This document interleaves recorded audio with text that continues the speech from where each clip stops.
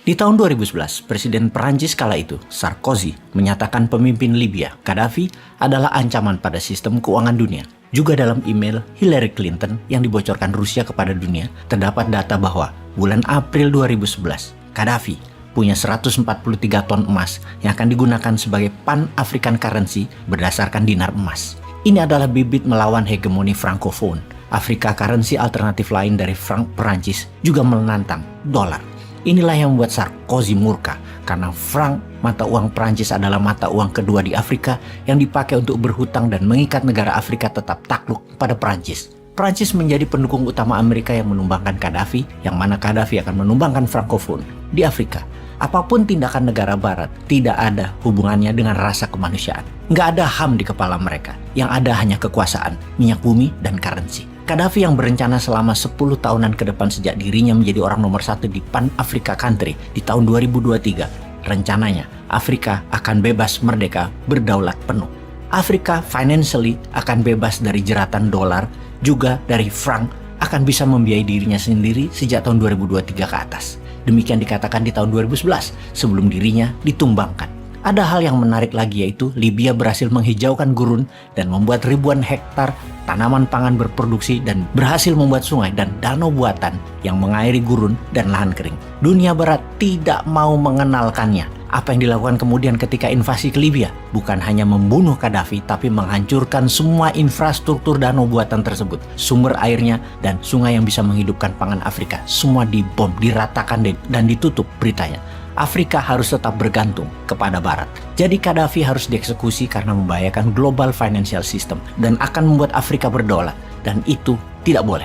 Sahabat, apakah kita akan mendiamkan negara Afrika susah selamanya? Apakah kita akan membuat negara dunia ketiga seperti negara kita ini akan terus bergantung pada kekuatan Barat, dana asing yang belum juga saat ini membuat Indonesia berdaulat, makmur, kuat, dan sehat? Kita belajar dari Tiongkok yang masuk pakai pendekatan ekonomi dan melihat apa yang Rusia lakukan. Juga melihat Amerika dari sisi dalam. Amerika sekarang bukan apa yang kita bayangkan 20 tahun yang lalu. Amerika sekarang juga bukan negara seperti apa yang kita bayangkan 10 tahun yang lalu.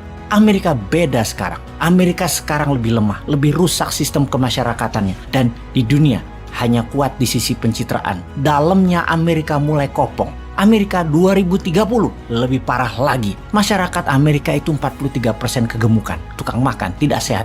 Dan biaya ketidaksehatan Amerika itu 1,5 triliun dolar. Bangsa Amerika itu bangsa yang sakit dalam arti sebenarnya. Tingkat kejahatan di Amerika di dalam negeri saat ini tertinggi dalam sejarah Amerika. Violent karena drug, karena kepemilikan kesenjataan saat ini sudah di level parah. Sebagian masyarakat Amerika mungkin bangga banget dengan American Second Amendment atau amandemen kedua Amerika yang memperbolehkan mereka punya senjata atau firearm.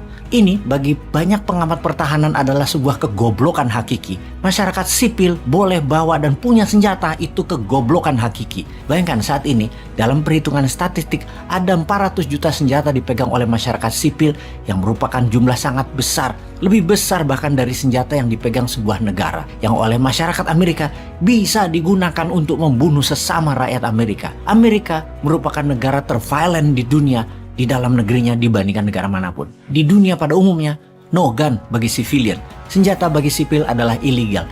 Namun di Amerika bisa membuat Amerika saling bunuh yang datanya terus meningkat dalam 2 tahun terakhir ini dalam kekerasan bersenjata. Ada lagi hal yang menarik di Amerika. Politiknya banyak yang fake. Karena Amerika dikelola oleh elit corporate dan pengusaha elit, baik oligar lokal ataupun oligar globalis cabal. Politik di Amerika itu sudah tergadaikan. Elit politik dan pengusaha cabalis dari dulu mungkin sudah lebih dari 200 tahun putar-putar kekuasaan dan kekuatan keuangan mereka di mereka-mereka saja dengan cara yang sama, yaitu kapitalis elitis. Sahabat New Mind, kita membahas ulang tentang world domination. Bahwa kita semua tahu sejak 70 tahun terakhir dolar dan Amerika adalah pengendali kehidupan manusia di dunia ini. Amerika dan dolar adalah world order. Kemudian sistem kapitalis elitis adalah pengendali world wealth. 70% ekonomi dunia. Yang menjadi pertanyaan adalah, apakah dunia menjadi lebih baik?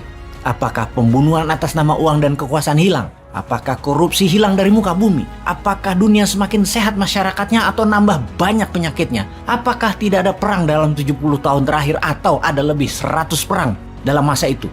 Apakah jarak orang kaya dan miskin semakin mendekat atau semakin melebar jauh? Apakah iklim cuaca dunia semakin friendly atau semakin parah dan merusak lingkungan? Banyak hal yang tumbuh, banyak hal yang baru yang canggih. Apakah membuat manusia menjadi lebih baik atau menjadi serigala yang memangsa sesama manusia? Manusia semakin buas terhadap satu dengan yang lainnya. Anda sudah tahu jawabannya. Tidak, dunia tidak lebih baik. Dunia dengan kendali di bawah Amerika tidak lebih baik.